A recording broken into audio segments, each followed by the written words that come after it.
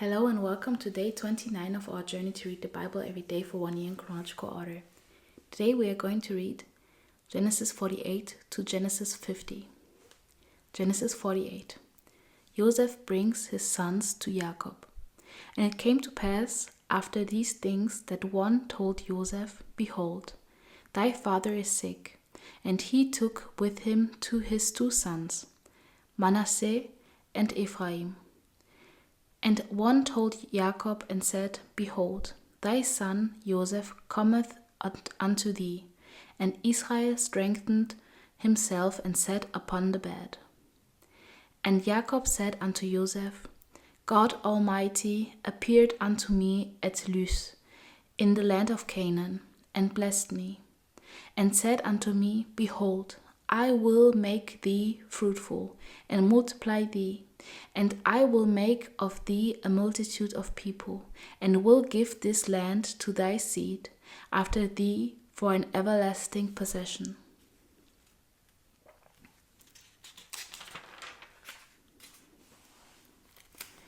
And now thy two sons, Ephraim and Manasseh, which were born unto thee in the land of Egypt before I came unto thee into Egypt, are mine. As Reuben and Simeon, they shall be mine. And thy issue, which thou begettest after them, shall be thine, and shall be called after the name of their brethren and their inheritance. And as for me, when I came from Padan, Rahel died by me in the land of Canaan, in the way when yet there was but a little way to come unto Ephrath. And I buried her there in the way of Ephrath. The same is Bethlehem. And Israel beheld Joseph's sons and said, Who are these? And Joseph said unto his father, They are my sons, whom God hath given me in this place. And he said, Bring them, I pray thee, unto me, and I will bless them. Now the eyes of Israel were dim for age, so that he could not see. And he brought them near unto him, and he kissed them and embraced them. And Israel said unto Joseph, I had not thought to see thy face, and lo, God hath shewed me also thy seed. And Joseph brought them out from between his knees, and he bowed himself with his face unto the earth. And Joseph took them both, Ephraim in the right hand, toward Israel's left hand, and Manasseh in his left hand, toward Israel's right hand, and brought them near unto him. And Israel stretched out his right hand and laid it upon Ephraim's head, who was the younger, and his left hand upon Manasseh's head, guiding his hands wittingly, for Manasseh was the firstborn. And he blessed Joseph and said, God, before whom my fathers Abraham and Isaac did walk, the God which fed me all my life long unto this day, the angel which redeemed me from all evil, bless the lads, and let my name be named on them, and the name of my fathers Abraham and Isaac, and let them grow into a multitude in the midst of the earth. And when Joseph saw that his father laid his right hand upon the head of Ephraim, it displeased him, and he helped up his father's hand to remove it from Ephraim's head unto Manasseh's head. And Joseph said unto his father, Not so, my father, for this is the firstborn. Put thy right hand upon his head. And his father refused and said, I know it, my son, I know it. He also shall be greater than he, and his seed shall become a multitude of nations. And he blessed them that day, saying, In thee shall Israel bless, saying, God make thee as Ephraim and as Manasseh. And he set Ephraim before Manasseh. And Israel said unto Joseph, Behold, I die. But God shall be with you, and bring you again unto the land of your fathers. Moreover, I have given to thee one portion above thy brethren, which I took out of the hand of the Amorite, with my sword and with my bow.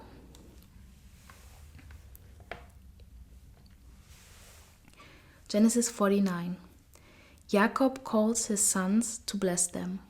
And Jacob called unto his sons and said, Gather yourselves together, that I may tell you that which shall befall you in the last days.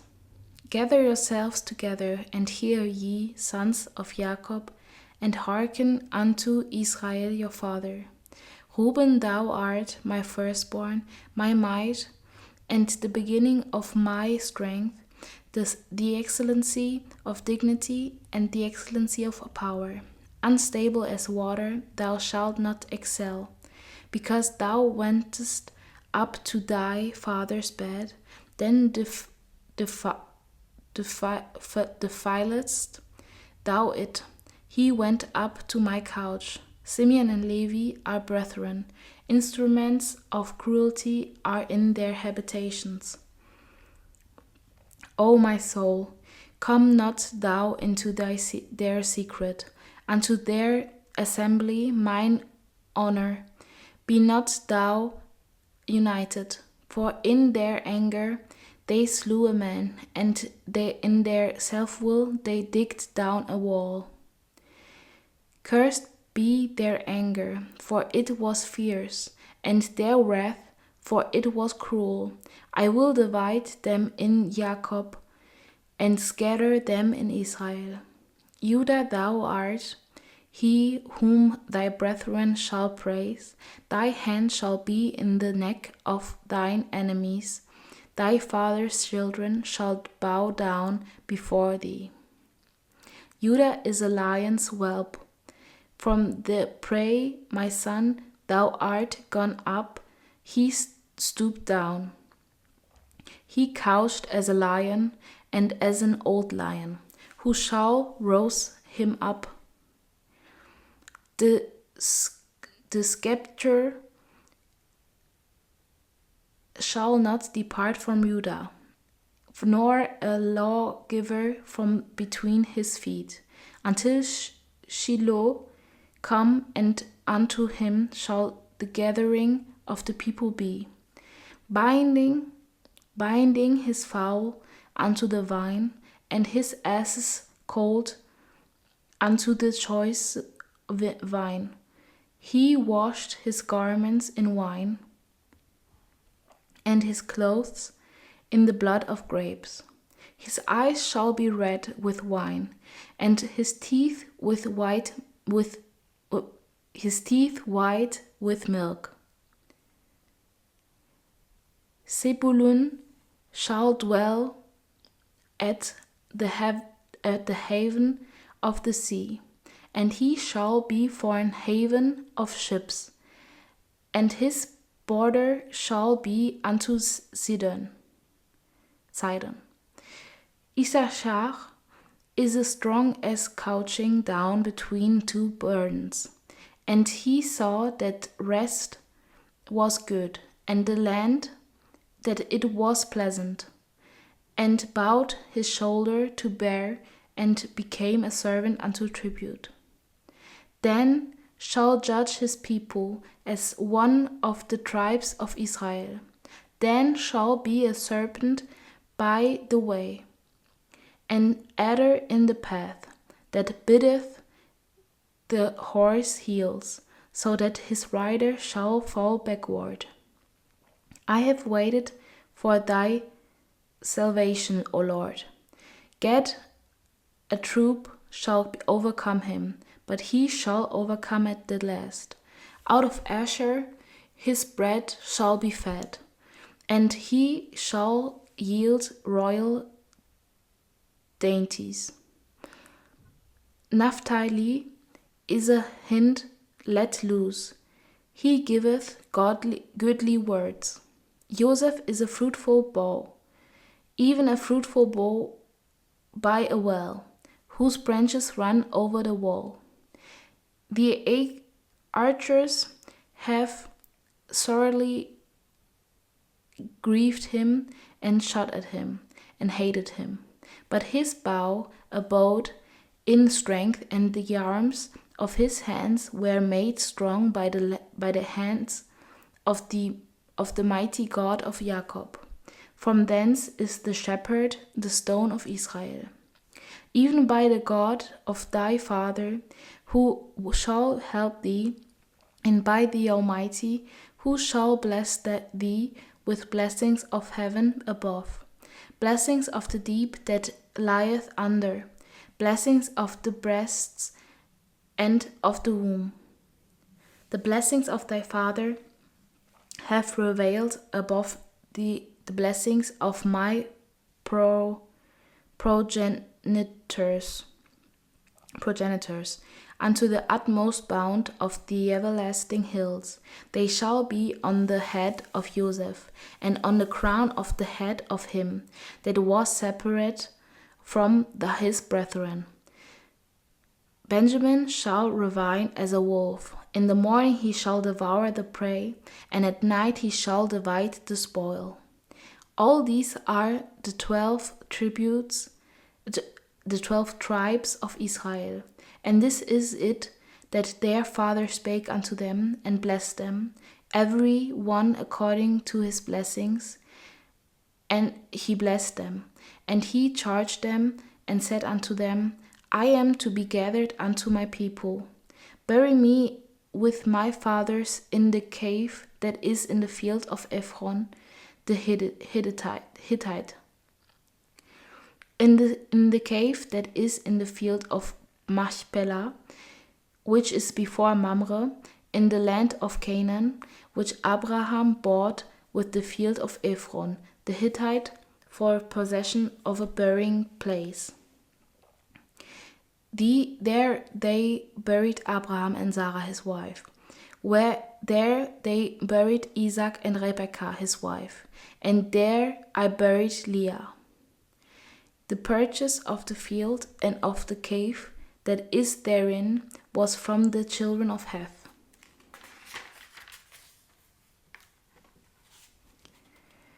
And when Jacob had made an end of commanding his sons, he gathered up his feet into the bed, and yielded up the ghost, and was gathered unto his people. Genesis 50. The mourning for Jacob.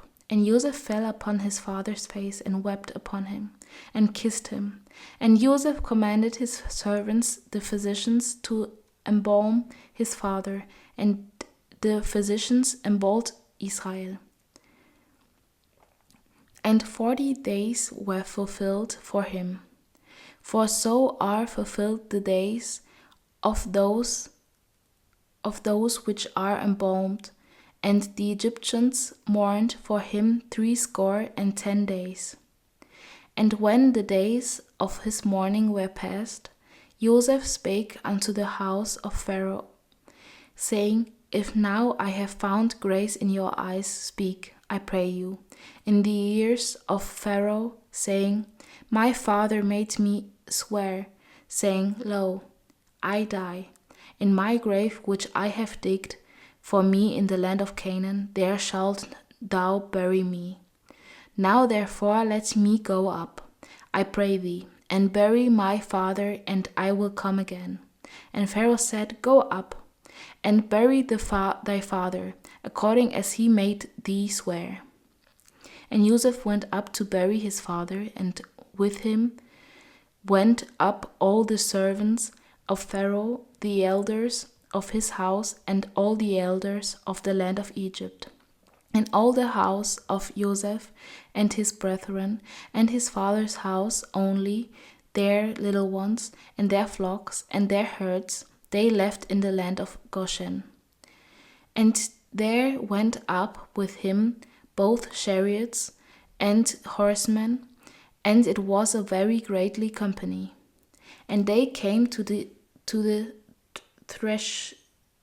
threshing floor of Atad, which is beyond Jordan. And there they mourned with a great and very sore lamentation. And he made a mourning for his father 7 days. And when the inhabitants of the land of the Canaanites saw the mourning in the floor of Atad, they said, "This is a grievous mourning to the Egyptians." Wherefore the name of it was called Abel Misraim, which is beyond Jordan. And his sons did unto him according as he commanded them. For his sons carried him into the land of Canaan, and buried him in the cave of the field of Machpelah, which Abraham bought with the field for a possession of a burying place of Ephron the Hittite before Mamre. And Joseph returned into Egypt, and he and his brethren, and all that went up with him to bury his father, after he had buried his father. Joseph comforts his brothers. And when Joseph's brethren saw that their father was dead, they said, "Joseph will peradventure hate us, and will certainly requite us all the evil which we did unto him." And they sent a messenger unto Joseph, saying, "Thy father did command before he did died, saying, So shall ye say unto Joseph, Forgive, I pray thee now, the trespass of thy brethren and their sin, for they did unto thee evil. And now we pray thee, forgive the trespass of the servants of the God of thy father." And Joseph wept when they spake unto him. And his brethren also went and fell down before his face, and they said, "Behold, we be thy servants." And Joseph said unto them, "Fear not, for am I in the place of God? But as for you, ye thought evil against me, but God meant it unto good, to bring to pass, as it is this day, to save much people alive. Now therefore fear ye not, I will nourish you and your little ones." And he comforted them, and spake kindly unto them. Joseph's age and death. And Joseph dwelt in Egypt, he and his father's house. And Joseph lived 110 years. And Joseph saw Ephraim's children of the 3rd generation, the children also of Machir, the son of Manasseh, were brought up upon Joseph's knees. And Joseph said unto his brethren, I die, and God will surely visit you, and bring you out of this land, into the land which he sware to Abraham, to Isaac, and to Jacob. And Joseph took an oath of the children of Israel, saying, God will surely visit you, and ye shall carry up my bones from hence.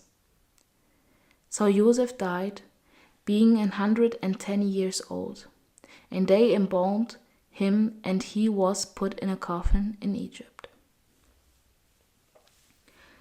So this was, Genesis 48 to Genesis 50, but also the whole book of Genesis.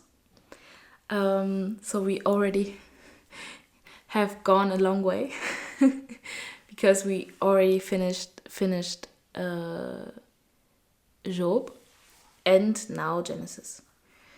Or did we even? No, I don't think that we finished Job, but we were halfway through, I guess. But we finished Genesis now. And I also have to say something to what we just read. Just here, the last part. I found it surprising that the brothers were still afraid that Joseph would and will certainly requite us all the evil which we did unto him, so that he will hate them and will do the same to them, or something like that. I found it surprising, because when you saw how he wept the whole time, like every time they had a conversation, he wept. And in the last conversation, well, he wept before them and they wept with him. So I found it surprising that they would think that. And maybe it's because they also feel bad about the whole situation, and that they think, well, we did something so bad to him, he would surely do it to us also, since they think that because of the relationship with his father, who is now dead, well, he didn't do anything to them. But for me, he was also happy to see his brothers, right? It wasn't just his father. He had a special bond with his father, but also he wanted to have his family, right?